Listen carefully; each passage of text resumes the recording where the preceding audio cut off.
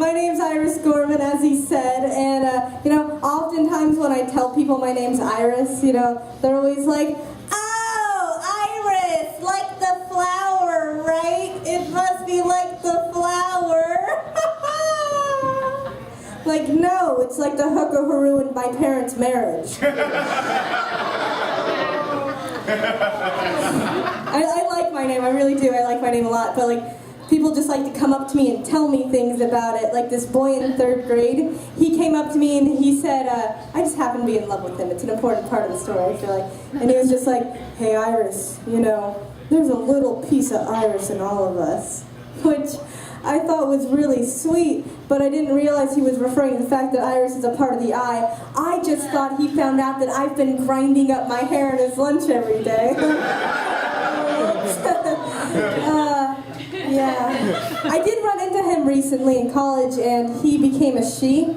Yeah, I know. And it's like I know I can't take credit for it, like I'm well aware I can't, but like a part of me really believes that that little piece of Iris every day turned him into a beautiful lady. Like,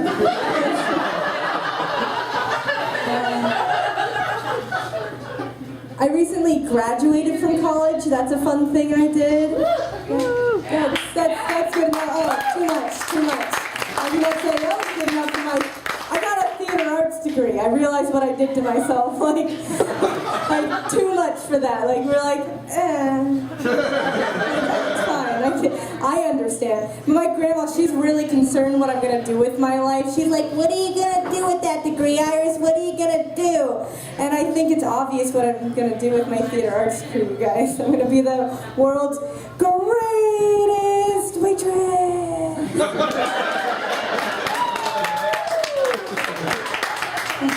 I have such high hopes. While I was in college, I was really trying to figure out what kind of theater I wanted to go into. Like I felt like I had to choose, and I was like, what do I want to do? And for a while, I just was really into the idea of doing the vagina monologues. Yeah, I'd never even seen the vagina monologues, so I was like, this is a good idea. And so I decided I should see them, and it turns out that they're just scary. Like, that's about it. I don't know if you've seen them. It's not, the monologues themselves are not that frightening. I mean, there's a puppet, there's a vagina puppet, that's pretty scary. But it's actually the people who go there. Like, there was this lady who was there who was like maybe a little just too empowered by the monologues. She goes over to the shirt table. They sell shirts that say, I heart my cunt. It's a true thing. She goes over to the shirt table, she picks one up, and she's like, yeah! I love myself! I love my cunt! Yeah!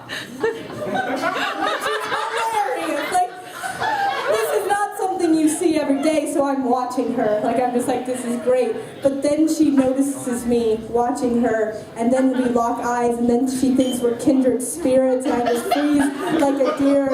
And I'm like, oh. She's like, yeah! I love myself! This is mine!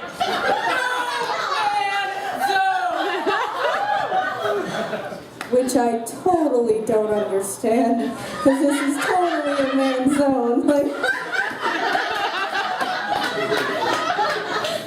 and then she gets really serious on me. She's like, hey, do you love yourself?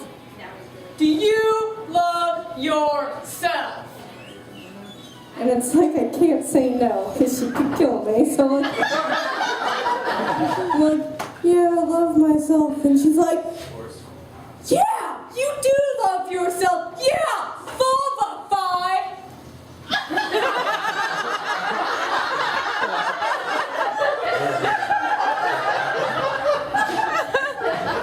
So I start crying.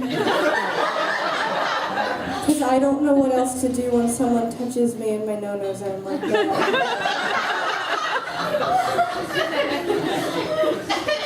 And then she just leaves. Yeah, like that was it. She was just like, well, I met my quota for touch a cooter today, and just walks out of my life. Like, that's it.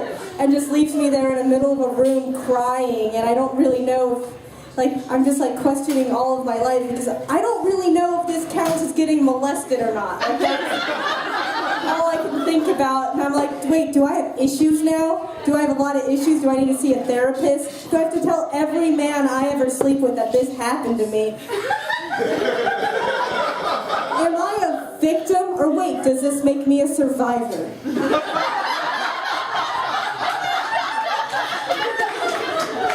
So that's a little bit what I've been going through.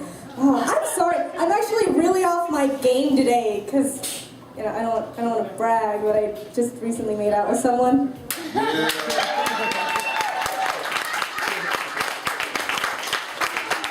Thank you.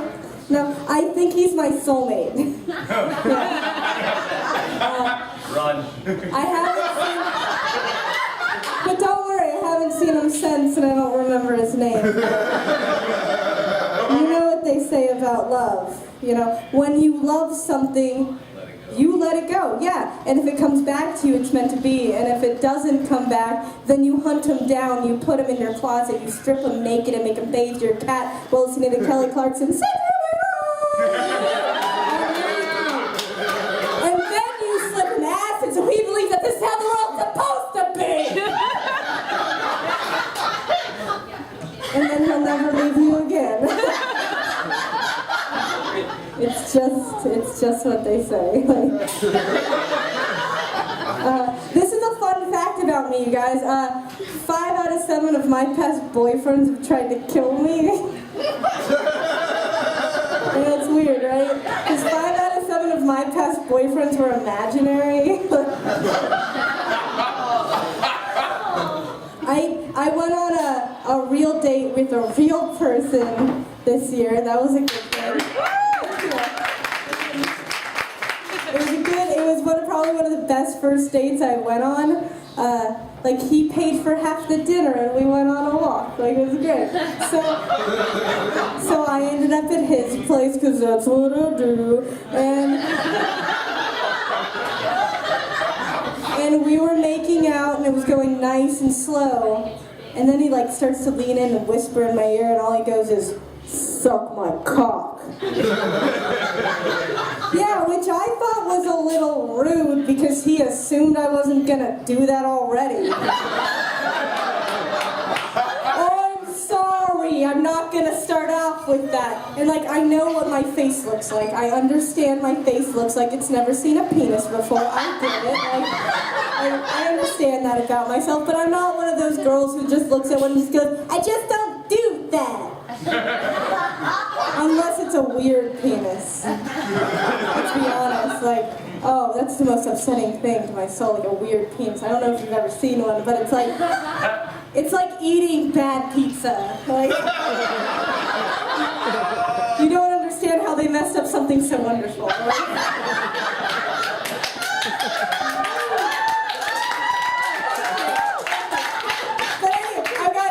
That was sidetracked. I really hate the word cock is what I wanted to point out. So I really hate that word. It's just because it's like, you know, cock makes me, it feels wrong and dirty. But not wrong and dirty in that fun, like, you know, you have a girlfriend and we shouldn't do this kind of fun way. Yeah, more like we met off Craigslist. We're not going to use a condom. Here's a bucket of scabies. Every time is what that reminds me of. Fun. Oh, I guess I need to get off this stage soon, so I want to leave you guys with something that I think a lot about. I think a lot about pubic hair, sorry. It's a weird way to bring that up, like, sorry, not like pubic hair in general, like personally, like my pubic hair and what I want to do with it, because like, you know, I'm not sure if I should shave or not, because like, I don't want to look like a baby, but I've kind of always wanted to look a little bit like a porn star, so it's like toss up, and like, I just like have this internal battle, and I'm just like, in the end, I just kind of feel like Hamlet. I'm like, to shave or not to shave? That is the question.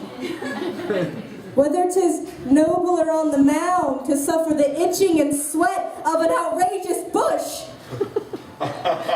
or take razors against a sea of hair, and by opposing, end them.